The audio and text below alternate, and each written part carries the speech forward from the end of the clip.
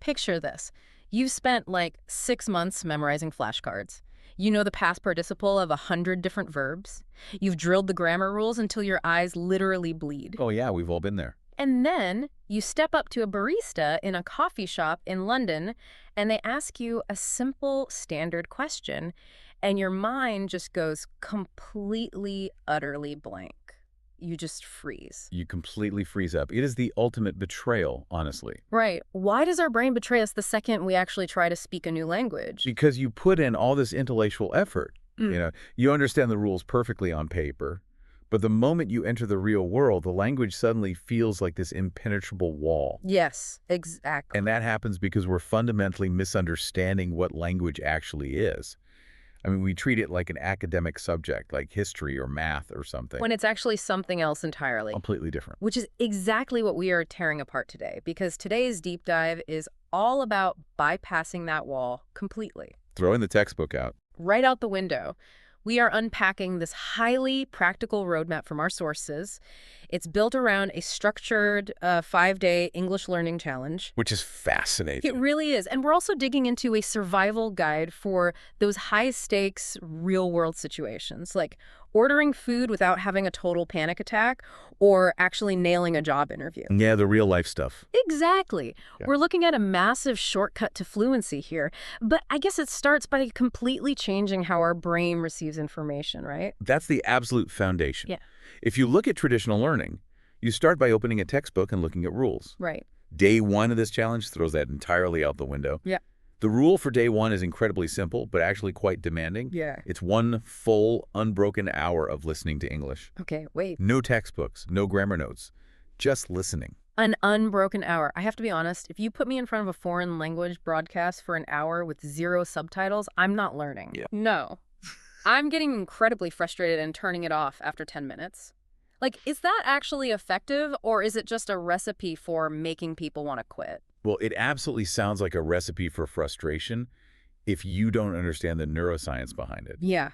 Because your brain is basically an energy-saving machine. Okay. When you give it a short burst of a new language, say like 5 minutes, it just treats it as white noise and waits for it to end.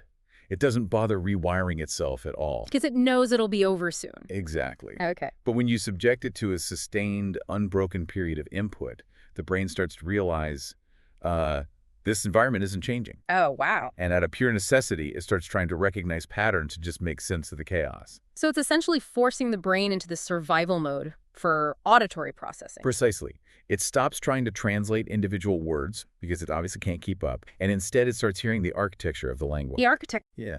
It starts identifying the natural pauses. Like, where do sentences actually begin and end? How does the tone of a question physically sound different from a statement? Right. You need that prolonged exposure to force the auditory processing centers to basically switch gears. You know, I'm trying to picture what this feels like, and it strikes me that it's almost exactly like your eyes adjusting to a dark room. Oh, that's a great way to put it. Like you walk in, and at first, everything is just pitch black. It's just visual noise. Right. But if you sit in there and you don't leave, eventually the receptors in your eyes adapt. Yeah, and you start seeing the faint outlines of the furniture. Exactly. That is a phenomenal way to visualize it, because for the first 20 minutes, the language just sounds like static. It is a dark room. But by minute 40, your brain is picking out the edges of words. Wow. But how do you stop yourself from just walking out of that dark room out of sheer boredom? Well, our source material actually specifically recommends listening to something that you are already deeply interested in. Oh, because the interest overrides the discomfort. Exactly. If you love football, you listen to a football match. Yeah. If you are obsessed with cooking, you put on a cooking documentary. That makes total sense. Your brain's desire to understand the content acts as a bridge over your lack of vocabulary. Yes. But here is the crucial caveat. You have to turn off the subtitles. Completely. Ugh, that feels brutal. It is at first. But I see the logic. I mean, if the subtitles are on, my eyes are doing all the heavy lifting, and my ears are essentially just taking a vacation. You're completely bypassing the auditory processing center when you read subtitles. You aren't learning to hear English. You're just reading English while English happens to be playing in the background. Right. So day one is all about getting comfortable in the dark. Yep. Okay, so I have sat in the dark room for an hour. My brain is starting to recognize the edges of words, the rhythm of the sentences. but it's still essentially just structured noise, right? Because I don't know what any of it means. Exactly. So how do we bridge the gap between hearing a sound and actually understanding it without just memorizing a massive dictionary? Well, this brings us to day 2, which is all about establishing the core mortar of the language.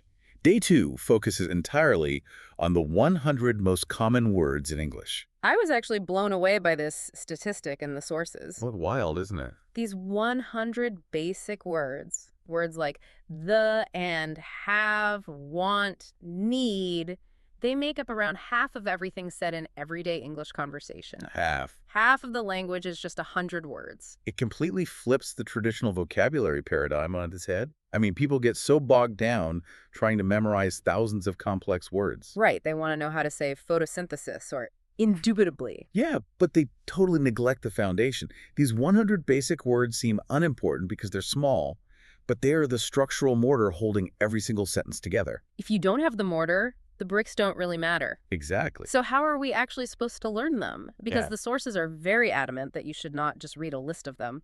Because reading a list is a purely abstract semantic exercise.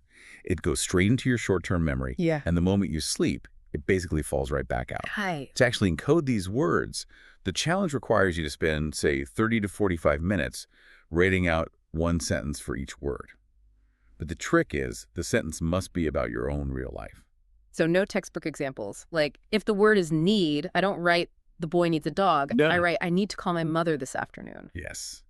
And the reason this works so much better is deeply rooted in how human memory functions. How so?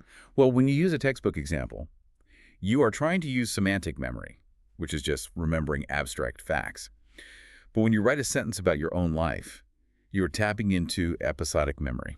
Oh, I see. You're linking this new foreign word directly to a lived experience, a real emotion, or a genuine task you have to do. It anchors the information and gives the word a physical hook in my actual life. Okay, so we've spent day 1 tuning our ears and day 2 building our core vocabulary. We've got the input down. But knowing words in your head and getting them out of your mouth are two very different things. They are completely different biological processes. And this is where a lot of learners hit the wall we talked about earlier. Yeah. They treat language like math. They think if they just know the formula, the speaking will naturally follow. But speaking isn't math. Speaking is a physical, athletic action. Which brings us to the day 3 exercise. And I'm just going to put this out there. This sounds incredibly weird. It does. The instruction is to talk to yourself out loud in English for 15 minutes. Just you, alone in a room, narrating your life or arguing with yourself about what to eat for dinner. Yeah, out loud. I would feel like a crazy person doing this. Well, it does feel very strange for the first few minutes, I won't lie. But the biological imperative here is undeniable. I mean, think about the muscles in your mouth, your tongue, your jaw, your vocal cords.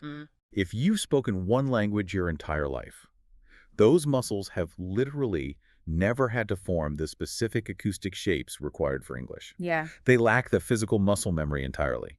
It's almost like trying to play a physical instrument. Yes. Like, you can read sheet music all day long, you can know exactly what the notes sound like in your head, but if your fingers haven't physically practiced moving over the piano keys, you aren't going to play a song when you sit down at the bench. That is the perfect analogy.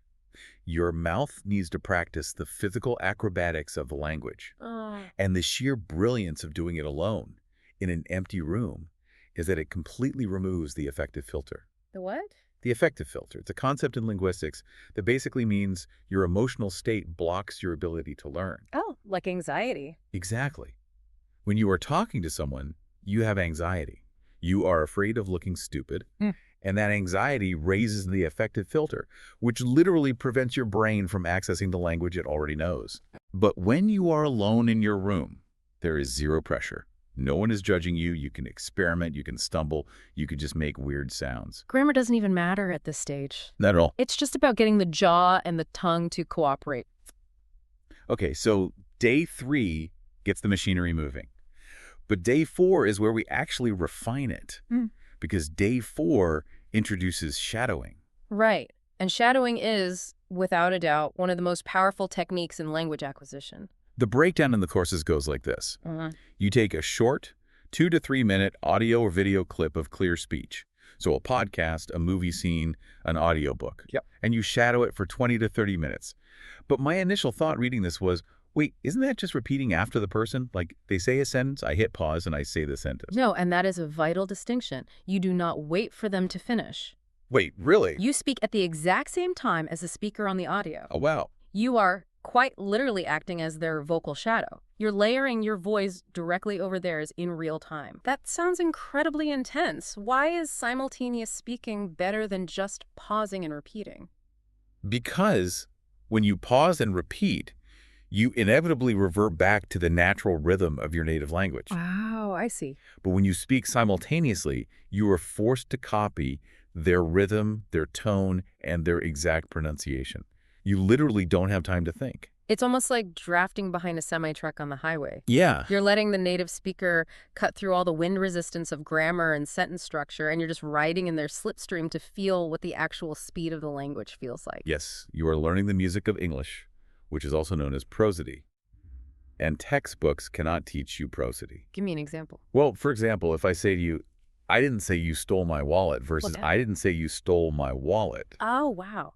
Yeah, the actual words are identical, but the meaning completely changes just based on where you push the volume. Exactly. Every language has its own unique melody, where the stress falls, where the pitch rises and falls. English is a stress-timed language, Meaning what, exactly? meaning we squish unimportant words together and elongate the important ones. Shadowing forces your mouth to learn that specific melody, and you do it by just looping that same 2-minute clip for half an hour. And the sources say not to even worry about understanding every single word you're saying during this exercise. The cognitive focus should be entirely on the physical sound. Yeah, the comprehension comes later. This is pure physical conditioning for your vocal tract. Okay, so let's recap the journey so far. We've listened in the dark room, we've learned our core mortar words, we've talked to ourselves, and we've shadowed the prosody of a native speaker. A pretty solid foundation. We have built an incredible foundation, basically in a vacuum. But life isn't a vacuum. How do we take all this careful muscle memory and deploy it into unpredictable, messy, real-world human interaction? We throw ourselves into the fire. Day 5. Day 5 is the real conversation. The challenge is to have a 10 to 15-minute conversation with a friend or someone on a language exchange app. And the sources specifically note that freezing up in the first few minutes is practically guaranteed. It is entirely normal. Right. This is where the training wheels come off. But the mindset you bring to day 5 is what dictates your success. Right. Making mistakes here isn't a failure. It is the explicit goal of the exercise. A real unscripted conversation is the only diagnostic tool that reveals what you actually know versus what you only think you know. It highlights the gaps in your muscle memory. But there's a great pro tip in the sources for when you inevitably hit one of those gaps and forget a word.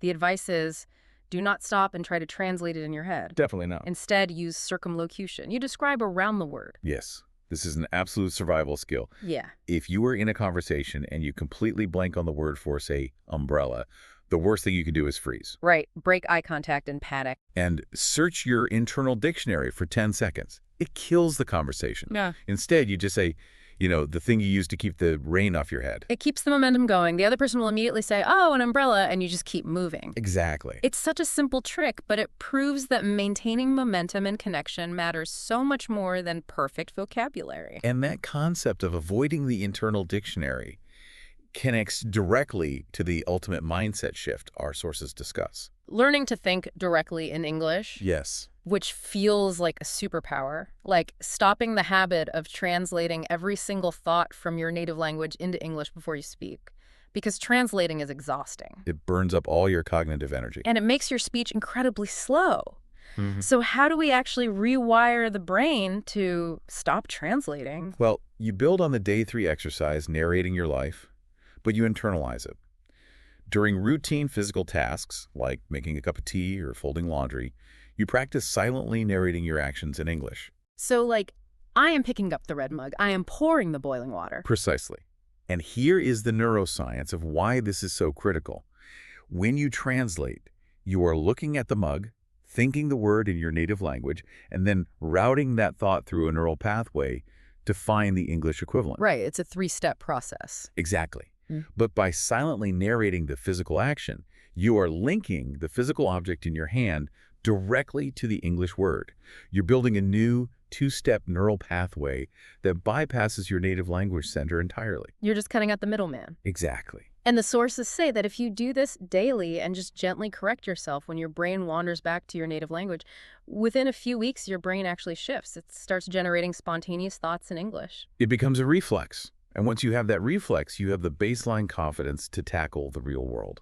Which brings us to the second half of our deep dive, the real-world survival guide. Because having the tools is great, but we need to know how to deploy them in the most common, anxiety-inducing daily scenarios. Right, the practical application. And the sources start with the absolute classic, ordering food at a restaurant. Ordering food is terrifying for many learners because they feel like anything could happen.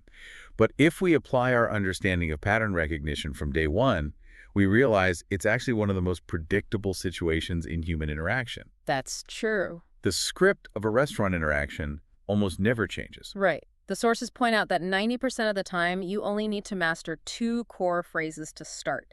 Can I get the, or I'll have the. Notice how much smoother that sounds than saying, I want. Yes, like I want a coffee sounds demanding and a bit unnatural, but can I get a coffee or I'll have a coffee is fluid, polite, and universally understood. And where learners usually panic is the follow-up questions. Oh, the rapid-fire things the barista says next. Yeah.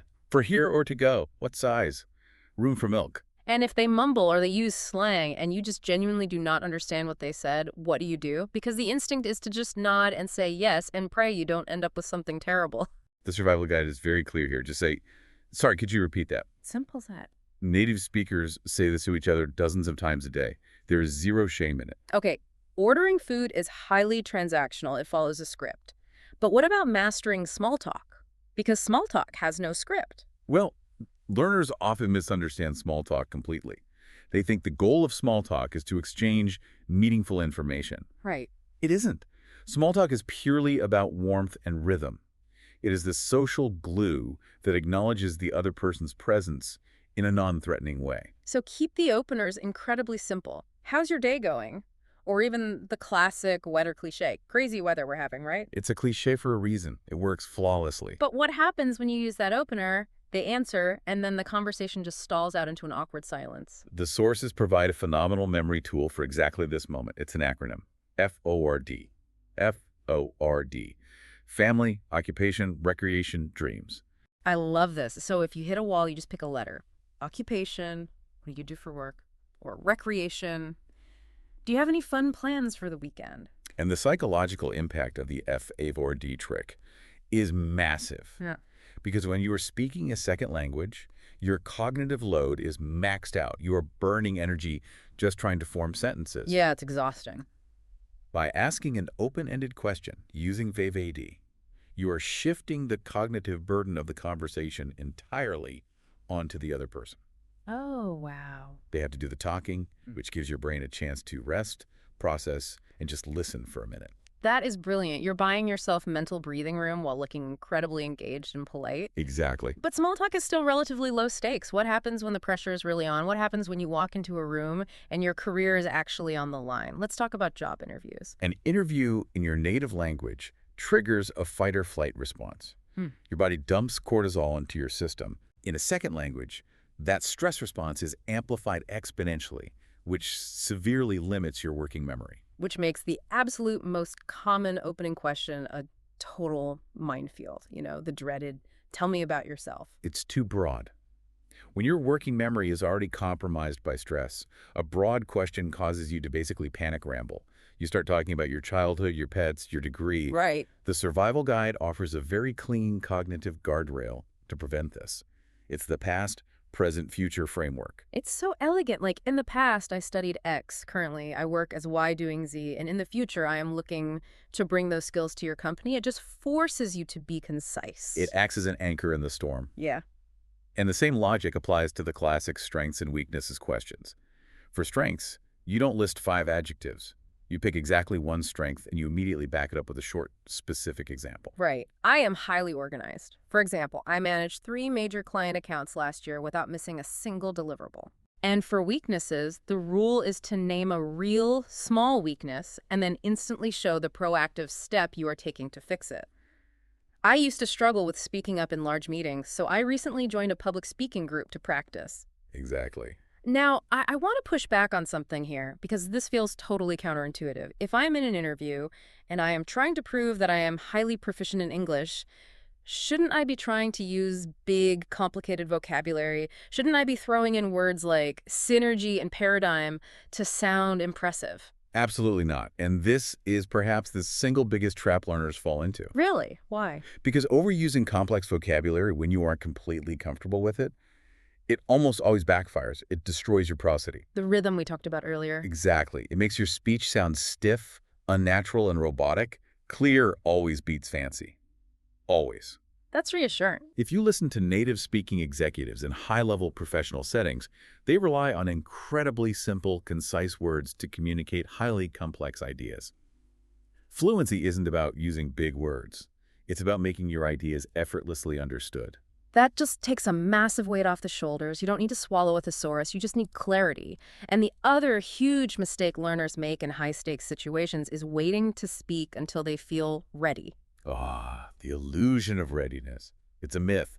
You will never feel fully ready to conduct a job interview in a second language. Confidence is not a prerequisite for speaking. Confidence is the byproduct of speaking. Wow. So if we pull all of these threads together, we have gone on a pretty remarkable journey today. We started by sitting in the dark room, forcing our auditory processing centers to adapt to the raw sounds of English for an hour. Yep. We moved on to mastering the 100 core words, the mortar that holds half the language together. We built literal physical muscle memory in our vocal tracts by talking to ourselves and shadowing the slipstream of native speakers. The physical work. And finally, we took all those tools and applied them to real life, using circumlocution in messy conversations, recognizing the patterns of ordering dinner, shifting the cognitive load with the FEF4D trick, and using simple, clear structures to command a job interview. It is a fundamentally different paradigm for language acquisition. It takes it out of the textbook and plants it firmly in the physical body and the real world. It really does. But before we wrap up this deep dive, I want to leave you with a final thought to chew on, something that builds on the underlying science we've explored today. All right. When we were talking about day 4, the shadowing exercise, where you mimic a native speaker at the exact same time to learn the music and prosody of English, consider this. Is it possible that the rhythm, the specific places we put stress, the subtle rise and fall in the pitch of our voices, is it possible that all of that acoustic data is actually communicating entirely different emotional information than the 100 basic words we're saying? That is a profound angle to consider. Right. Think about it. When you shadow a native speaker, you aren't just learning their vocabulary or their pronunciation. By mimicking their exact physical cadence, you might secretly be learning how to encode and decode their entire culture's emotional state. Wow, yeah. You are learning the hidden language vibrating beneath the spoken language. So as you go about your day-to-day, try paying attention not just to the dictionary definitions of what people are saying, but to the music behind their words. What is the melody actually telling you? Thanks for joining us on this deep dive. We'll catch you next time.